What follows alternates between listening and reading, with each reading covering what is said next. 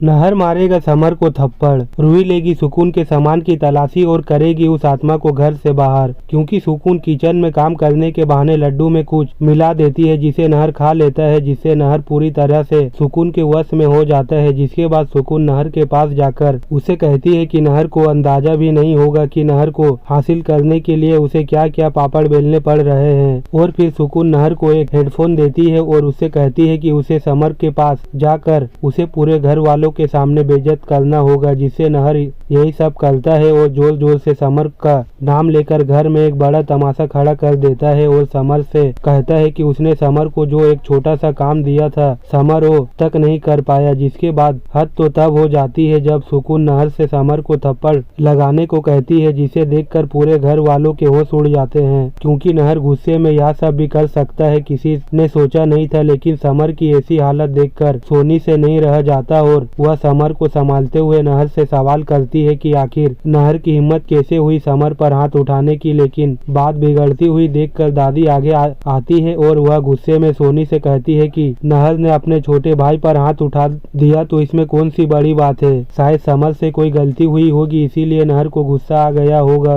यह उनका ऑफिस का मामला है, इसलिए सोनी उन दोनों के बीच में नहीं आएगी। जहाँ सोनी को नहर पर काफी गुस्सा तो आ रहा होता है, मगर दादी सोनी का मुंह नहीं खोलने देती, जिससे सब कुछ शांत हो जाता है। और फिर रतन समर के पास आकर उसे कहता है कि नहर उनकी कंपनी के लिए इतनी मेहनत करता है, इसलिए समर को अपने काम पर ध्यान देना चाहिए। जिस पर समर रोते हुए अपने पापा को बताता है कि नहर ने तो समर को कोई काम नहीं दिया था, ना जाने किस बात पर वो समर पर गुस्सा हुआ। तो वही यह सब देखकर रूही को भी कुछ समझ नहीं आता कि अचानक से नहर को क्या हुआ। इसीलिए रूही फौरन नहर के पास जाकर उसे सवाल करती है कि आखिर ऐसी कौन सी बात हो गई थी जो नहर ने समर को पूरे घर वालों के सामने थप्पड़ लगा दिया। जिसे सुनकर नहर गुस्से में रूही से कहता है कि रूही सिर्फ अपने काम से मतलब रखे, जिसे देखकर सुकून को काफी खुशी होती है। जिसके बाद वह नहर से कहती है कि वह अब घर वालों से कहेगा कि वह सुकून को घर से बाहर घुमाने ले जा रहा है। इसीलिए जब नहर घर वालों को यह सब बताता है तो यह सुनकर दादी को बेहद खुशी होती है और रूही को एक बड़ा झटका लगता है। लेकिन रूही उस समय कुछ भी नहीं बोल पाती।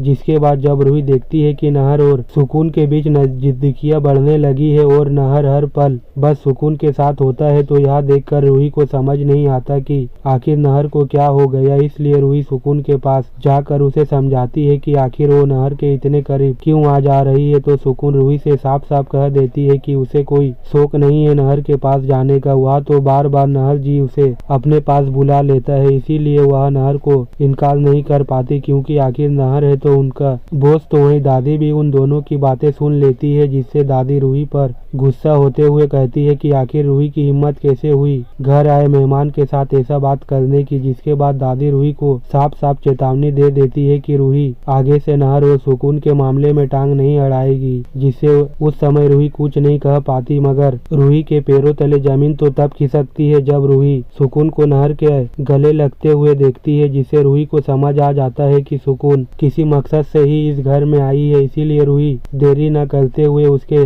सामान की तलाशी लेने का फैसला कर लेती है। जिसके लिए रूही सुकून के कमरे में पहुंच जाती है और जब रूही उसके संदूक को खोलकर देखती है तो रूही के होश उड़ जाते हैं। क्योंकि उसका संदूक खाली होता है और उसमें सिर्फ एक गुलाब का फूल और एक काली पोटली होती है। जिसे देखकर रूही को समझ नहीं आता कि आखिर सुकून के कपड़े और उसका बाकी सामान कहाँ है और बिना किसी चीज के वो कैसे अपने डिजाइन तैयार करती है। लेकिन जब रूही उस गुलाब के फूल को ध्यान से देखती है तो उसे समझ आ जाता है कि सुकून वही पेंटिंग वाली आत्मा है। इसीलिए रूही इस बार देरी नहीं करती है और वह एक बाबा के पास जाकर उन्हें सारी बात बता देती है। जिससे वह बाबा रूही को एक रक्षा सूत्र और थोड़ी सी हवन की पवित्र राख देते हैं। इसीलिए रूही दौड़ी दौड़ी घर आती है और नहर के हाथ में वह रक्षा सूत्र बांध देती है, जिससे नहर अपने होश में आ जाता है। और फिर नहर रूही को बताता है कि उसे कुछ भी याद नहीं। जिसके बाद रूही सुकून के कमरे में जाकर उससे कहती है कि अब रूही के सामने उसका सच आ गया है और फिर रूही ना करते हुए वह पवित्र राख सुकून पर डाल देती है, जिससे वह आत्मा अपने असली रूप में आ जाती है और घर से भाग जाती है, जिससे रूही को लगता है कि अब वह आत्मा उनके घर में हमेशा के लिए नहीं आएगी। मगर आगे जल्द ही रूही को पता चलेगा कि वह पेंटिंग अभी भी उनके घर में है, जिसे सुकून ने अपने